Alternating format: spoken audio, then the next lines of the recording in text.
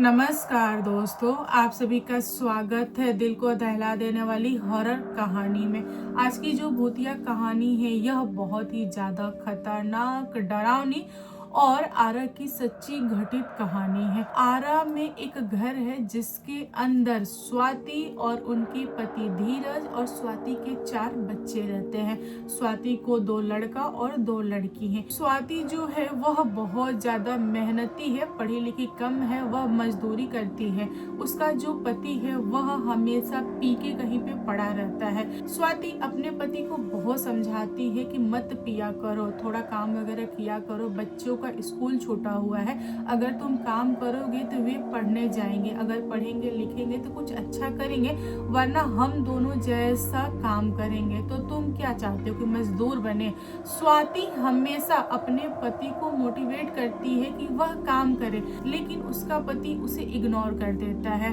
उसके पति को एक बहुत ही गंदी लत है, मतलब पीने वाली। वह पी पा के कहीं पे पड़ा रहता है। स्वाति को जब पता चलता है कि उसका पति होता है ना गांव में ढाबा वगैरह, वहां पे पी के पड़ा है, कभी नाली के पास पड़ा है तो कभी बगीचा में पड़ा है, तो वह अपने पति को जाके उठा के लाती है और बहुत ज्यादा लड़ती है। उसका पति हमेशा नशे में रहता है, इसीलिए उसको कुछ भी याद नहीं रहता है। सुबह जब होश में आता है फिर वह अपनी बीवी से प्यार से बातें करता है। बीवी जितना समझाए सर झुका के सुन लेता है, लेकिन इवनिंग होते ही ठेके से लौटने के बाद से उसका रंग रूप एकदम से उड़ा रहता है। एक दिन की बात है, स्वाति का पारा बहुत गर्म था, उसने खाना वगैरह कुछ नहीं बनाया, अगल बगल के लोगों से मांग के अपने बच्चों को खिला दिया। उसके बाद से भूखी बैठी रही। वह इंतजार कर रही थी कि आज पति आएगा तो उससे मैं सवाल जवाब करूंगी। उसका जो मूड था ना वह बहुत ही चिड़चिड़ा वाला था। पति घर पे आया लेकिन लेट आया, करीबन 12:30 या 1 के आसपास आया होगा। दोनों पति पत्नी रात में बहुत लड़े, मतलब धीरज को जितना नशा चढ़ा था सब उसकी वाइफ ने उतार दिया।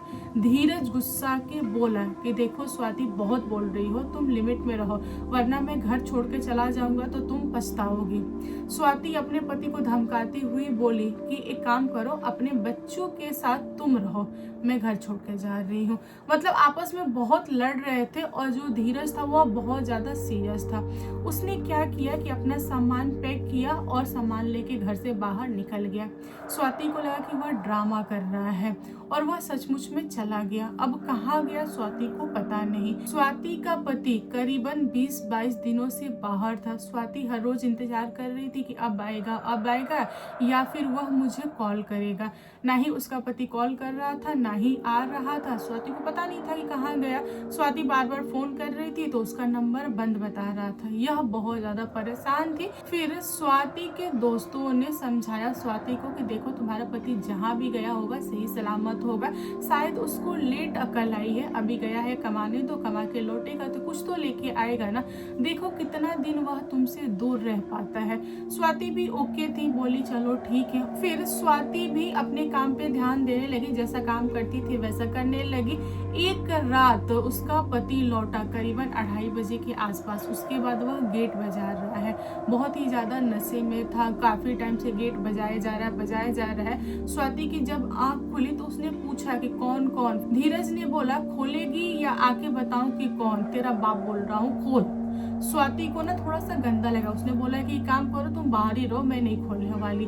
फिर उसके पति ने शोर मचाना स्टार्ट कर दिया। स्वाति डर गई। उसको लगा ना कि इतने रात में अगर आजू बाजू वाले उठ गए ना तो बड़ा प्रॉब्लम होगा। फिर स्वाति ने गेट खोला। उसके बाद वह किचन में चली गई पति के लिए खाना लाने के लिए, क्योंकि उसको लग रहा था कि पति भूखा होगा। जब भी धीरज नशा करता था उसके बाद उसको बहुत भूख लगती थी, इसीलिए स्वाति चली गई खाना लाने के लिए। धीरज स्वाति को एक शब्द भी नहीं बोला। वह किचन में गया और स्वाति को घसीटता हुआ उसका बाल पकड़ के आंगन तक लाया। उसके बाद उसने मारना पीटना वगैरह स्टार्ट कर दिया।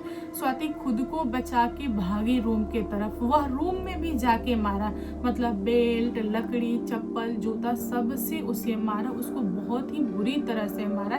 स्वाति के 2 बच्चे उठ गए और वह पापा के पास जाके बोल रहे हैं कि पापा क्यों मार रहे हो, मम्मी को छोड़ दो, पापा छोड़ दो, मम्मी को दुख रहा है, मम्मी रो रही है, पापा छोड़ छोड़ दो। फिर धीरज ने बच्चों की तरफ देखा और बच्चों को भी 2-3 चाटा जड़ दिया।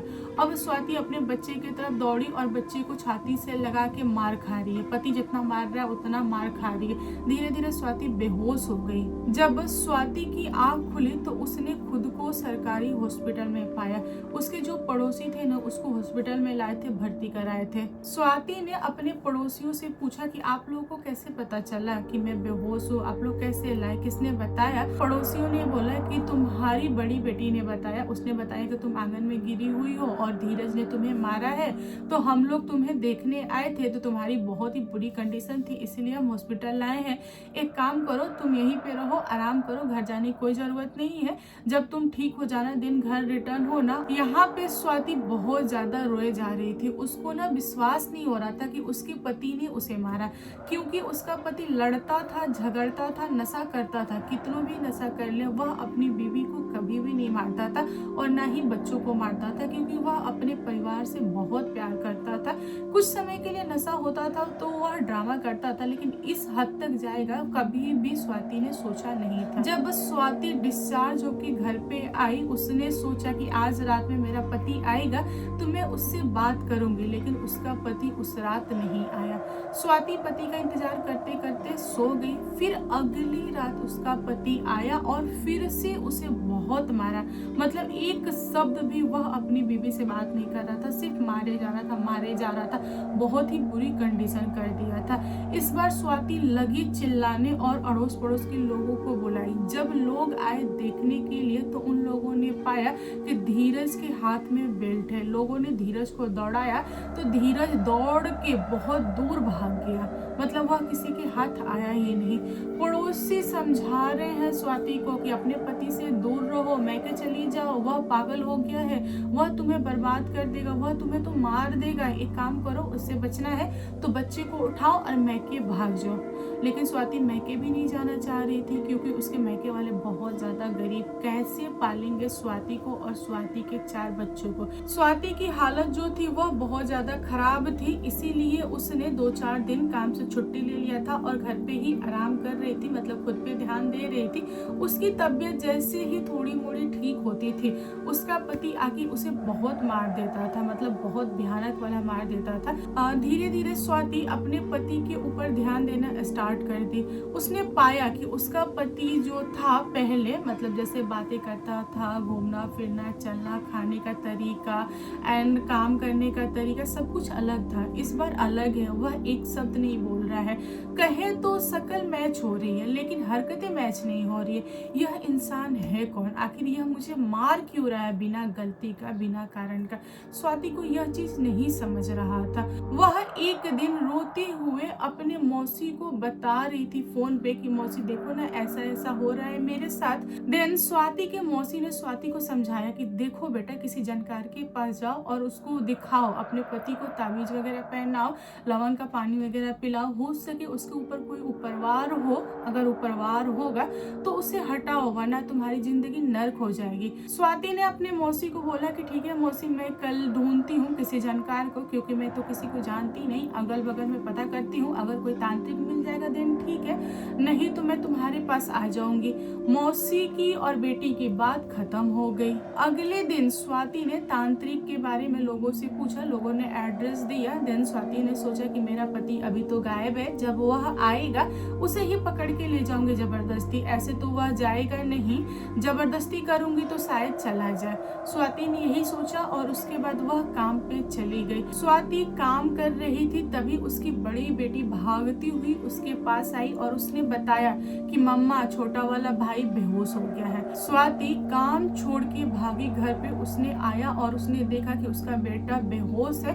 देन वह अपने पति को फोन करने लगी, तभी उसने पाया कि उसके फोन में रिचार्ज नहीं है। फिर उसने अपने पड़ोसी से मदद लिया और उसने बोला कि मेरे पति को फोन कर दीजिए ना, मेरे फोन में बैलेंस नहीं है और अर्जेंट है, मैं अपने बेटे को हॉस्पिटल लेके जा रही हूँ। वह डायल डायरेक्ट हॉस्पिटल में ही पहुंचे, वह जहाँ कहीं भी हो इस हॉस्पिटल में पहुंच जाए। इसके बाद स्वाति के पड़ोसी ने स्वाति के पति को फोन किया तो उन लोगों ने पाया कि स्वाति का जो पति है वह गुजरात में है, मतलब किसी साड़ी फैक्ट्री में काम कर रहा है। स्वाति के पड़ोसी स्वाति से मिलने के लिए हॉस्पिटल गए और उन्होंने बताया कि तुम्हारा जो पति है वह घर छोड़ के भागा है और जाके वह सूरत में है, सूरत में काम कर रहा है।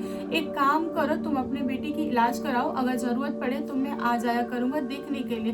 तब स्वाति को झटका लगा, उसने बोला कि नहीं, मेरा जो पति है वह नर्सों का ही भागा हुआ है, इतनी जल्दी सूरत पहुंच के कैसे काम कर रहा है, मुझसे जरा बात कर रहा हो। स्वाति ने अपने पति से फोन पे बात किया और उसने पूछा कि तुम कब भागे हो, तुम कब गए हो, तुम आ क्यों नहीं रहे हो, तुम्हारी बेटी की हालत खराब है।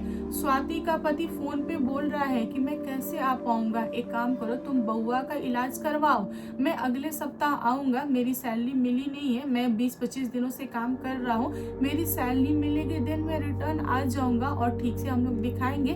फिलहाल तुम अड़ोस पड़ोस से पैसे लेके उसका इलाज कराओ, पैसे की चिंता मत करना, मैं भेजूंगा, मैं आऊंगा लेके। यहाँ पे स्वाति का होश उड़ गया, उसने बोला कि कैसी कैसी बातें कर रहे हो, तुम सूरत में हो, मैं कैसे मान जाऊं, अभी तुम 2-4 दिन पहले घर पे आए थे, मुझे बहुत मारे हो, पीटे हो, तुम ड्रामा बंद करो, मैं तुम्हें पुलिस में नहीं दूंगी, एक काम करो, तुम सच में बताओ कि तुम हो कहाँ। यहाँ पे स्वाति का पति चिल्लाते हुए बोला कि बेवकूफ औरत, आजकल के टाइम में लोग देख सकते हैं वीडियो कॉल पे कि आदमी कहाँ है, एक काम करो, तुम वीडियो कॉल करो, मैं तुम्हें दिखाता हूँ कि मैं कहाँ हूँ। स्वाति को यह चीज अच्छा लगा, उसने बोला अपने पड़ोसी को कि भैया प्लीज वीडियो कॉल कर दीजिए जरा मैं देखूं कि मेरा पति कहाँ है।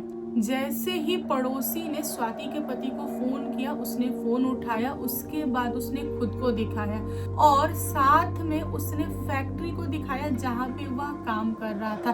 तब जाके स्वाति को यकीन हुआ कि उसका पति सचमुच में वहाँ पे है फैक्ट्री में और फैक्ट्री में काम कर रहा है। स्वाति ने अपने पति से बहुत सारे सवाल पूछे, जैसे कि तुम इतने दिन से फोन क्यों ऑफ किए हुए थे, तुम मुझसे बात क्यों नहीं कर रहे थे, तुम गए तो तुमने मुझे बताया क्यों नहीं।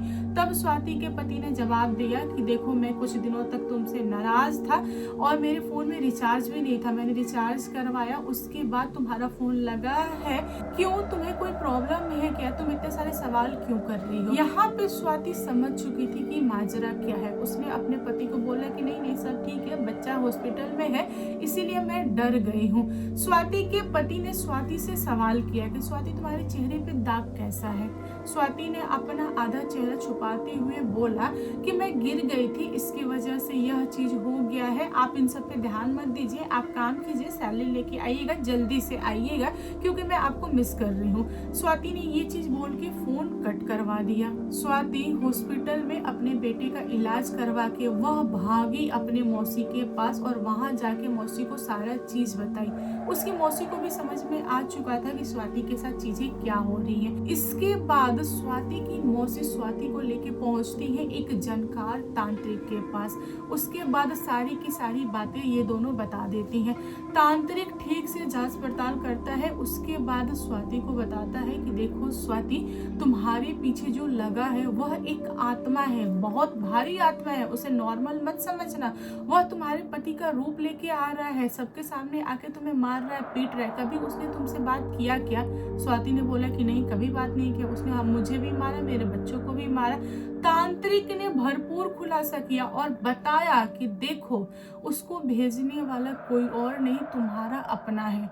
वह इंसान नहीं चाहता कि तुम नॉर्मल रहो, वह चाहता है कि तुम्हें कोई मारता रहे, पीटता रहे, तुम्हें सताता रहे। इसी की वजह से उसने तुम्हारे पीछे आत्मा लगा दिया है, वो भी तुम्हारे पति के रूप में, इसीलिए वह आके तुम्हें मार रहा है, टॉर्चर कर रहा है। तुम उस आत्मा से बहुत सारे सवाल पूछ रही हो, फिर भी वह जवाब नहीं दे रहा है। इसका मतलब यही है कि वह आत्मा तुम्हारे पीछे है। यहाँ पे स्वाति की मौसी ने तांत्रिक से पूछा कि यह कैसे संभव है। स्वाति का पति काफी दिनों से पड़ा है गुजरात में, वहाँ पे काम कर रहा है, यहाँ पे उसका पति आया, वो भी उसके रूप में आया, मतलब कैसे, जरा आप मुझे एक्सप्लेन कीजिए। फिर तांत्रिक ने स्वाति की मौसी को बताया कि देखिए, स्वाति ने अपने पति का कपड़ा धोया है इवनिंग में, उसके बाद वह सूखने के लिए बाहर डाल दी, रात में कपड़ा उतारी नहीं। फिर जिसने आत्मा आत्मा को भेजा है वह इंसान कपड़ा लिया और उस कपड़े के अंदर उस आत्मा को डाल दिया। इसीलिए स्वाति के पति का रूप लेके वह आत्मा आ रहा है और स्वाति को परेशान कर रहा है। स्वाति के मौसी ने रिक्वेस्ट किया तांत्रिक से कि बताइए ना कौन कर रहा है ये सब, किसके पास इतनी भारी आत्मा है। तब तांत्रिक ने स्वाति को बचाने के लिए उस इंसान का नाम ले लिया। तब जाके स्वाति को पता चला कि उस आत्मा को भेजने वाला कोई और नहीं, उसकी खुद की सासू माँ है। उसकी सासू माँ नहीं चाहती कि स्वाति और उसका बेटा खुश रहे, क्योंकि स्वाति ने अपनी सासू माँ को बहुत पहले एक चीज के लिए मना कर दिया था। स्वाति के पास जमीन था, वो भी सड़क के पास, और चाहती थी उसकी सासू माँ उस जमीन को लेना, और स्वाति ने मना कर दिया। उसने बोला कि नहीं, मैं जमीन नहीं दूंगी, जमीन मेरे नाम पे है तो मेरे नाम पे ही रहेगा, मैं आपको कभी भी नहीं दूंगी। बस इसी गुस्से की वजह से उन्होंने एक आत्मा को स्वाति के पीछे लगा दिया। स्वाति की जो सासू माँ थी वह बहुत बड़ी डायन थी, उनकी जो डायन विद्या थी उनकी बड़ी बहू सीख चुकी थी। लोग कहते हैं ना कि डायन की पीढ़ी चलती है, अगर डायन विद्या किसी को पता है तो वह अपनी बहू को सिखाएगा, फिर वह अपनी बहू को सिखाएगा, तभी घर परिवार नॉर्मल रहेगा। और यहाँ पे स्वाति और स्वाति की सासू माँ में बिल्कुल भी नहीं पड़ती थी। यही कारण था कि स्वाति की सासू माँ को पता चल गया कि उनका जो बेटा है वह कमाने चला गया है और स्वाति से बात नहीं हो पा रही है। स्वाति के पास छोटा वाला फोन है जिससे वह वीडियो कॉल पे नहीं देख सकती अपने पति को, और उसको पता भी नहीं चलेगा कि उसका पति यहाँ पे है कि नहीं है। इसी का फायदा उठाते हुए उन्होंने आत्मा को लगा दिया था। आखिरी में तांत्रिक ने उस आत्मा से स्वाति का पीछा छुड़ाया। इस घटना के बाद से स्वाति ने अपने पति को सारा बात बताया। स्वाति के पति को यकीन नहीं हो रहा था। फिर स्वाति ने सारे दाग दिखाए और अड़ोस पड़ोस के लोगों ने बताया कि हाँ तुम्ही ने तो मारा है। तब जाके धनंजय जी को यकीन हुआ कि हाँ आत्मा है और आत्मा ने ही मारा है। धनंजय जी उस दिन से नॉर्मल हो गए। उस दिन के बाद से वह काम धंधा करने लगे और उन्होंने अपनी बीवी को एक अलग से घर दिलाया, मतलब जहाँ पे वो रहती थी ना वह जगह छुड़ा दिया, दूसरे जगह पे घर दिलाया। वहाँ पे स्वाति और स्वाति के पति दोनों लोग मिलजुल के काम करते थे और बच्चों लोग का एडमिशन कराया, पढ़ाया, आगे चल के सब कुछ उनके लाइफ में नॉर्मल रही। तो दोस्तों आप लोग बताओ आज की कहानी कैसी लगी। कहानी पसंद आए तो प्लीज लाइक एंड शेयर कीजिएगा और मेरे चैनल पे न्यू आए हो तो चैनल को सब्सक्राइब करना। Thank you, bye bye.